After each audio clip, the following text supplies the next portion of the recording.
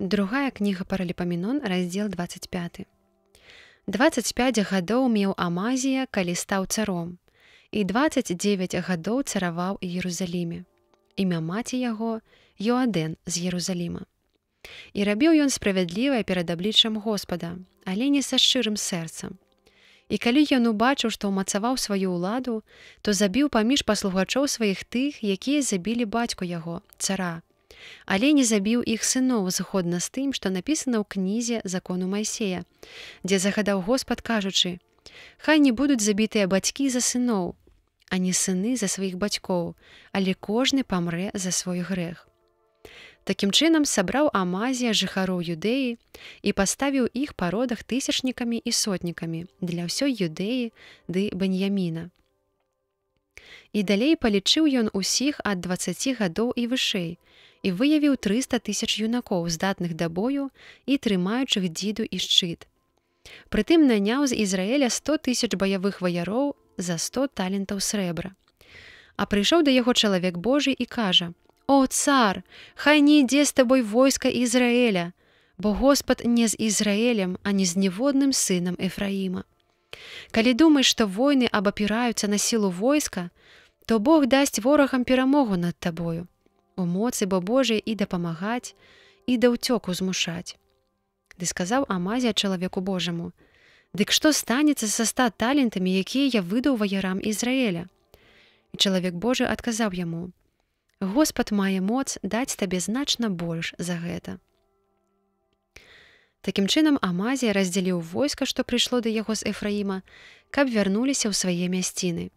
А яны, надта ўзлаваўшыся на Юдэю, вярнуліся ў сваю краіну. Потым Амазія ўпэўнена вывеў войска сваё і павёў у саляны лог і пабіў там 10 000 сыноў Сеіра. І іншых 10 000 ваяроў сыны Юды ўзялі ў палон і прывялі да абрыву якойсьці скалы і спіхнулі іх з вяршыні ў бездань, так што ўсе пазабіваліся. А тое войска, якое Амазія адправіў, каб не ішло з ім на вайну, рассыпалася па гарах Юдэі ад Самарыі аж па Бетарон. Ды забіўшы 3000 ваяроў, узялі яны вялікую здабычу. Амазія ж, пабіўшы ідумейцаў, прынёс багоў сыноў Сеіра ды паставіў іх у сябе багамі і пакланяўся перад імі і ўспальваў ім.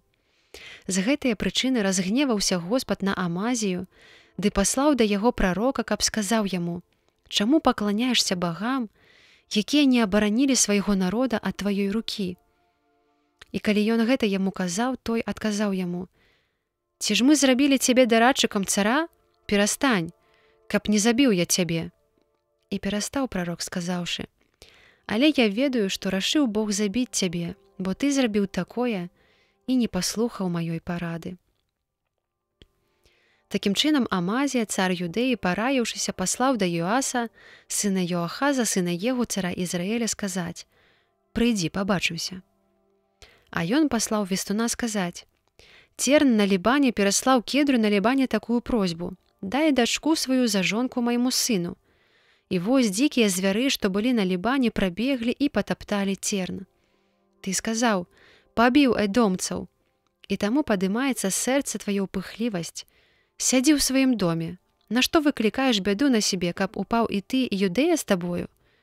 Але Амазія не пажадаў выслухаць, таму што воляй Господа было, каб быў ён аддадзены ў рукі ворагаў дзеля культу шанавання багоў Эдома. Такім чынам выступіў Йоас, цар Ізраэля, і ўбачыліся сам на сам ён і Амазія, цар Юдэі, у Бет-Самесе юдэйскім. І Юдэя была разбіта ізраэльцамі і ўцякла ў свае палаткі.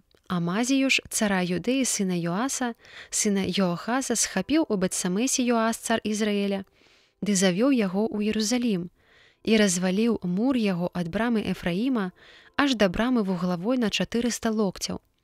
Забраў таксама ўсё золата і срэбра, і ўсе пасудзіны, што і знайшоў у святыні Божай і ў Абед-Эдома ды ў скарбоўнях палаца царскага, а таксама палонных адвёў у Самарыю.